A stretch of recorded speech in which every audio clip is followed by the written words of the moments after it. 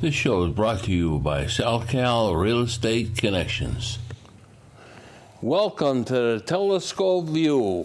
We're here tonight with the author of The Final Revelation, The Sun Project, Rick Teles, and of course yours truly, Larry Mangello. Unfortunately, our third person will not be with us tonight. He's on a special assignment, Steve Parker. And tonight's show suggests that there's some scientists that suggest that aliens may have visited Earth. The question is, Rick, are we taking this seriously? Well, I think that's the whole point of a white paper written by NASA Ames Research Center scientist Silvano Colombano. And he wrote this paper in November. And he's basically, and what he said, I mean, he came out and he kind of said that aliens may have visited Earth in the past and they may still be here. And of course, you know, some of the news outlets went wild with that and went a little crazy. He said, they said, well, he's being misquoted. That's not what he said. Well, I have the white paper in front of me, and it is kind of what he said. And it's important because, you know, we wrote the book, and in the book, after speaking to some military people and some intelligence people, they basically shared with us that the government knows that intelligent extraterrestrial life exists. They're aware of it, and they know that it's visited Earth. But we don't hear a lot about it, but recently we're hearing more and more. So when somebody from the NASA Ames Research Center comes out and says this, you're going to listen. You're going to listen to what they have to say. So what he actually said was very interesting. We're going to talk a little bit about what he actually said. And like I said, the report is right in front of me here, and I'm going to try to explain to it what was meant by some of the things that he was talking about. So, I mean, the first question was, of course, is who is Scott Colombano? Scott Colombano is an astrophysicist, astronomer. He works for NASA's Ames Research Center in California. So he's a very credible researcher. And he was talking about SETI, the Search for Extraterrestrial Intelligence. And he felt that SETI needs to revisit their approach to search for extraterrestrial life. What he said was, you know, as he looked, you know, at the science out there, he said that we have evidence that there are planetary systems out there that are 11.2 billion years old. Okay. Wow. Wow. And that our solar system is only 4 billion years old. So he said, you know, we look at this, and he says that our current understanding of science and physics may be insufficient to truly understand the universe. So it's kind of obsolete. Not that it's obsolete, it's just that if you look at us, he said, basically, our civilization has been around, our civilization, for maybe 10,000 years. So we've been learning for 10,000 years, let's say, versus the solar system's been around for 4 billion years. So we're relatively inexperienced. We're new to this. We're pretty new to this in the universe, so that some of our assumptions, our scientific assumptions, could in fact be wrong, and we need to revisit some of those assumptions. And he came up with 4 particular areas that he thought we needed to revisit. The first one, he said, is that we need to consider that interstellar travel may actually be possible. He said, based on our current science, we don't believe it can be possible. But he said, our science isn't sophisticated enough, he believes, to truly understand that. So we need to, as we look out through the universe, understand that there might be civilizations out there. I mean, again, there's planetary systems, you know, 11 billion years old, who have found ways to make that trip, to make the interstellar trips.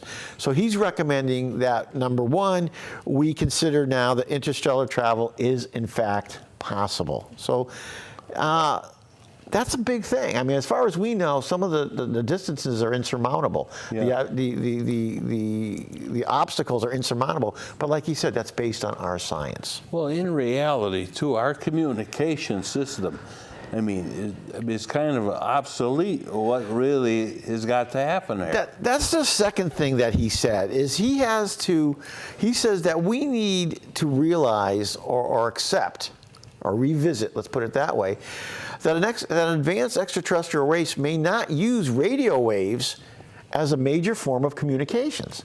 There are problems with radio waves. While it does travel throughout the universe, we would want to, you know, we see our phones every day. You're getting a new system. It's a 4 gigabit system. It's a 12 gigabit system. You know, we're trying to pack more information into our communication lines. And radio waves, you just can't do that. The more you pack into them, the more the signal to noise ratio grows. And it just seems like it wouldn't be efficient if you're traveling, you know, with interstellar travel. So he's saying that they may be looking at things that are a little different, like light wave communications, which I found very interesting. Because in speaking, in writing the book, what we learned according to classified files was that, in fact, it had been revealed to us that light wave communications was the way to go. Although an advanced alien race can understand and can decipher radio waves, that's not something that they're going to use. It's not efficient enough when you're dealing with the greater universe and the distances and the obstacles that we have out there. So again, Colombano said we need to look at this and say, listen, radio waves aren't the way to go. So if we're out there listening for some extraterrestrial race to communicate to us with a radio wave, we may be waiting a long time. Now, are we doing any of this now? Do we get into this at all? Well, they're trying to get, back in 2016, the head of SETI, Search for Extraterrestrial Intelligence, she wrote a paper called Mind Waves, and you can look that up. And she kind of started to get into the same stuff, saying, we're looking in the wrong places and we're looking for the wrong thing. That's not the way that they would communicate. Now, how she knew that, I'm not sure, even though, like I said, I knew this. I was told this by some other people who claim they had access to classified files, and that's the way it works. But he had more, and this is something that we've talked about on this show many, many times. We assume that everything in the universe is just like it is here on Earth, and that's not true. I know that we've reported, according to the people I've spoken to, that the extraterrestrial race that exists and that we're aware of is very much like us. But like he said, we need to look and consider that intelligent life may not be carbon-based, exactly like us. It may be based on some other element. You know, all life on Earth, as far as we know, and as far as life would exist within our solar system, we believe it must be carbon-based. But so you're saying that this may not be almost a myth. We really don't know. It may be a different form of life. And when we say carbon-based, what we really mean there is that, you know, carbon is kind of a bonding element for everything that is life, as we know it. It bonds oxygen and hydrogen. And we feel that that's necessary for life, but it may not be throughout the universe. And this is what he's recommending. And this is getting a lot of people excited because how is that possible? Life must be just like us. You're talking about something so vast and so large, we have no concept on how big that it actually is. So that's another thing that he was talking about. They find that there's a lot of different elements that could perhaps create life, but we haven't given them a lot of credibility yet or credence yet. We haven't really studied them.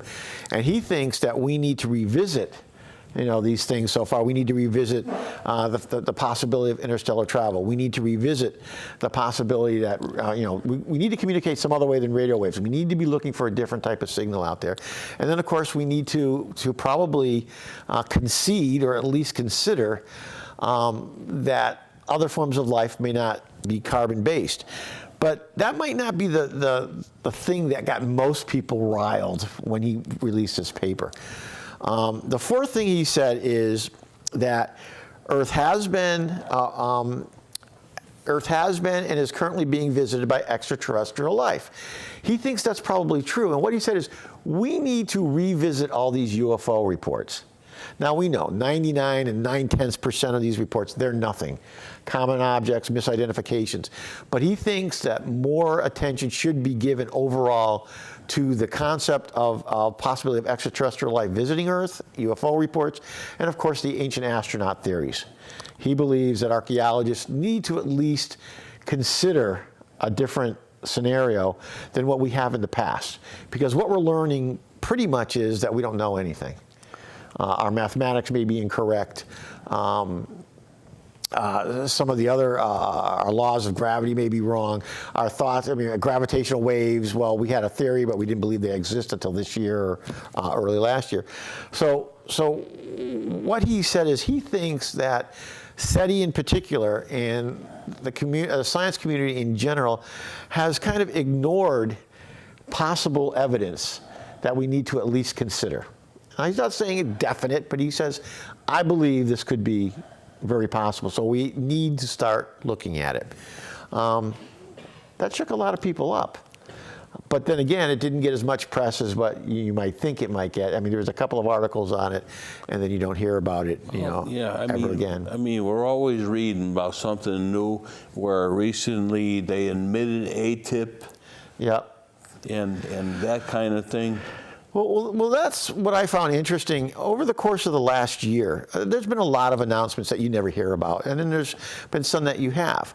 I mean, this announcement came out roughly in November, where this scientist came out and said that, aliens may exist and may actually have visited Earth. That's one. And this is NASA Ames Research Center. Yeah. We had the Pentagon come out very early last year, maybe a year before, talking about their ATIP program, their Advanced Aerospace Threat Investigation Program, that they in fact did study UFOs. So this is, the Pentagon, I guess I would make them as fairly credible organization. They were talking about the same type of thing, that we need to give a little more credence to the concept that extraterrestrial life may exist.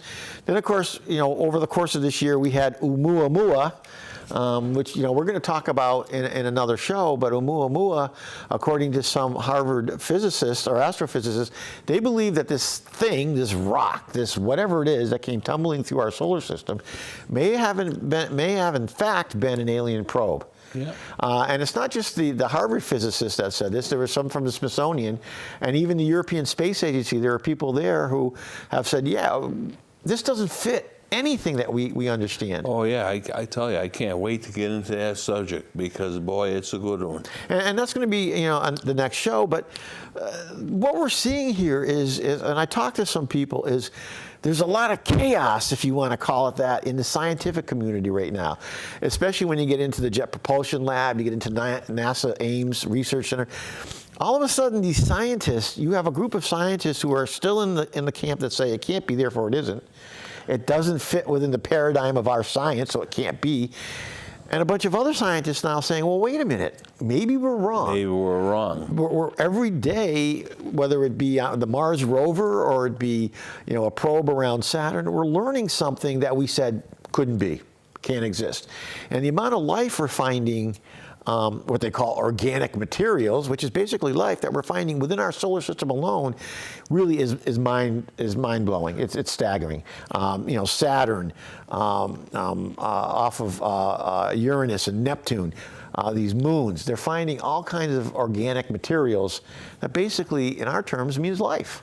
Absolutely. I mean, even our own planet, they're finding these things that are, I don't know how far into the Earth they were. The devil worms. The devil worms. Yeah. They're more than a mile down inside the Earth, and they believe that they were living in water that may be billions of years old, and yet they survived. They survived. No light, no apparent food. That's it. They exist. The thing that I find interesting here when I see all of this is some people will say, oh, it's an I told you so moment. I said, no, I don't mean that. And I go, yeah, I do mean that. When you say something like this, you're really going out on a limb. When I go out on a limb and I say, I don't think I'm going out on a limb, but I go out on a limb and I say, yes, I believe extraterrestrial life exists, because the universe is so vast. I believe it's visited Earth, and I believe it's probably still here. People say, oh, how can you say that? Well, 20 years ago, it was hard to say that. More and more, it's not as hard to say that. And roughly 2 years ago, when we published the book, and we went out on a limb and we said, yes, extraterrestrial life exists. It's been here. The government is aware of it. The government is communicating with it on a limited basis. It was still hard. People are saying, oh, but since that time, every month something comes out where you're seeing people, very reputable people, saying, you know what, we need to reconsider this, what we don't know. Why are they saying this? Why are they all of a sudden willing to consider all this? Now they're starting to come to light. Say, you know what we were thinking about before is not far-fetched. Well, I think our science is catching up. When we start to do some of the things that you may have heard in an old UFO report, that a UFO did such and such a thing or did that, and people say, no, that's impossible, but yet our technology today now is doing the same stuff. You have to start to say, wait a minute, it's not so impossible. And like Columbano said, our science is basically, let's say, 10,000 years old. Really, it's been the last 100 years where it's really jumped. What's it going to be like in 10,000 years, if we make it that far? What will we be able to do?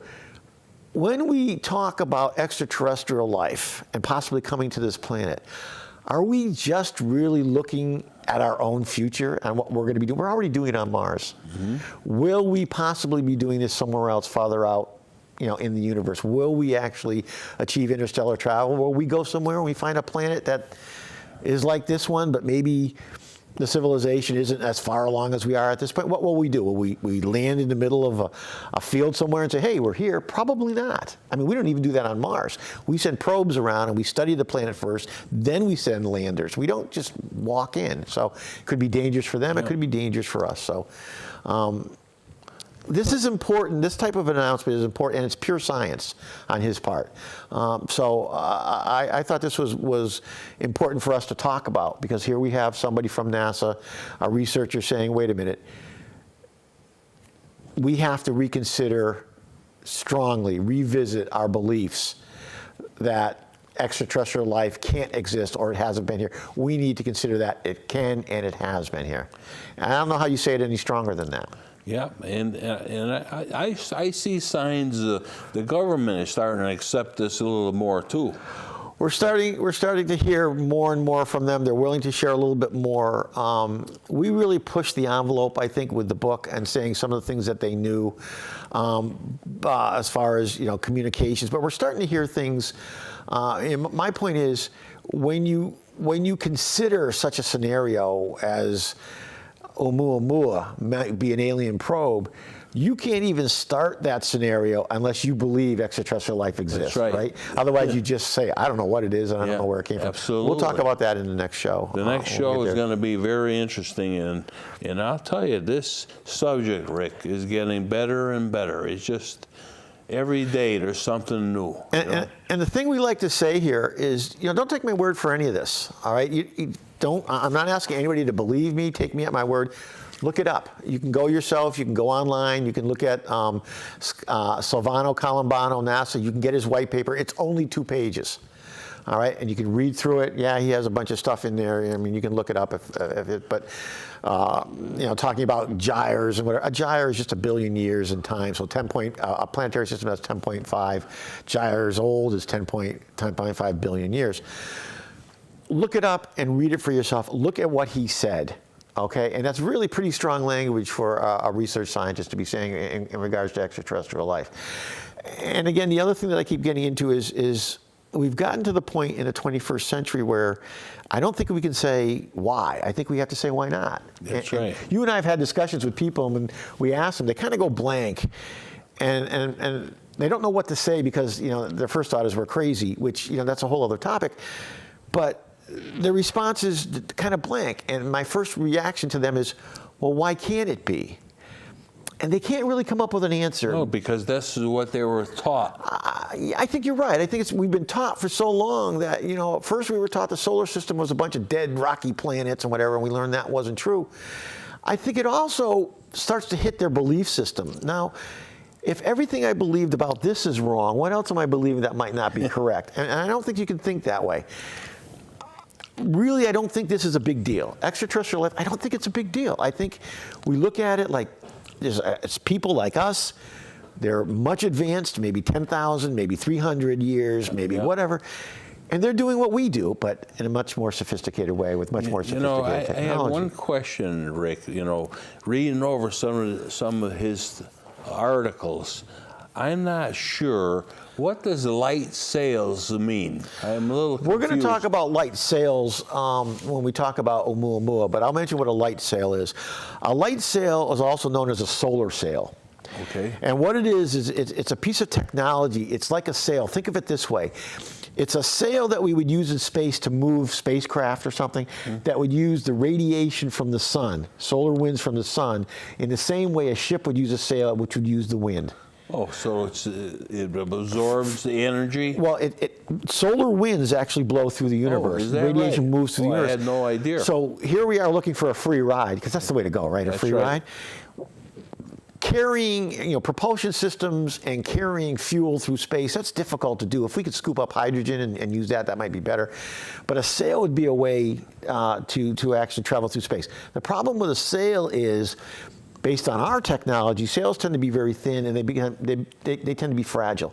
So you don't know how long you could deploy a solar sail and when you would have to bring it, close it up and bring it in again. But that's what, when you hear a light sail or you hear a solar sail, that's basically what it is. Yeah, I mean, it's different than our normal thinking, It is, and we're going to talk about Oumuamua in the next show, and what that is. Was it an asteroid, a comet, a space rock, whatever. And we're going to talk a little bit about solar sails and or light sails and how that might relate to this thing that we're talking about. Well, of course, space travel is going to be very important to find something where you don't need to carry fuel. Well, and when we talked about that in one show, when we talked about the show about the concept of hydrostatic equilibrium, which is why planets are round, because you have forces trying to expand matter, and then you have similar forces, gravity, trying to pull the matter in. And you have to understand that throughout our universe, you have these forces. You have electromagnetic fields, you have gravitational fields and waves all throughout the universe. So when you consider that, you have forces that are in one way pushing and another way pulling. So if you could, in a way, harness that, which is what these extraterrestrials have claimed they've done, is they've harnessed gravitational waves and electromagnetic fields, so they can basically surf these waves and use the electromagnetic fields to travel throughout the universe at great speeds. And then you don't have to carry fuel. You don't have to... So it's like an anti-gravity kind of thing.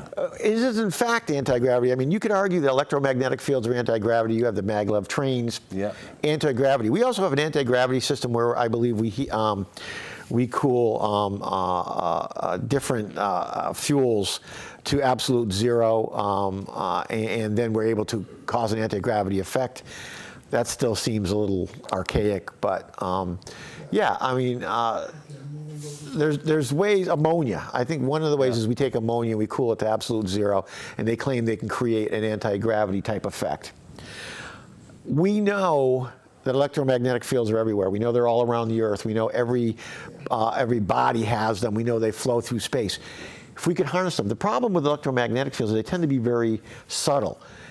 Gravity is even more subtle, but if we can learn to harness them and trace them and track them, this is what the extraterrestrials claim they have done, and that's why they can travel the way they are. And when you can go back and look at the show that we have on that. And when we explain it, it really starts to make sense after a while. I got one piece pushing, one piece pulling. What I have to do is find a way to damper them and damper gravity and say, I've got this system where on one hand I can turn it on this way and gravity can pull me like this, or it's blocked on the other side, and then block it on this side and gravity will pull me, in another direction. When you think about it, it really makes sense. It starts to make a lot of sense. The question is, how do you make it work? I think that's where we continue to be, is our science just isn't there. I know people would like to believe that our science is there. Socrates once said, the only wisdom is knowing that we know nothing. No, not. If we're 10,000 years old in terms of our knowledge, and you have planetary systems out there that are 11 billion years old, we got a long way to go before we get to second grade here. And we're just learning, so. Well, I'll tell you, it was very interesting to hear what he had to say, and I got a feeling we ain't heard the last of him. No, I think we're going to hear more from him, and I think you're going to hear more researchers be willing to come out and say, we agree with what he said. We need to look at it. And hey, said he may take his recommendations and find something.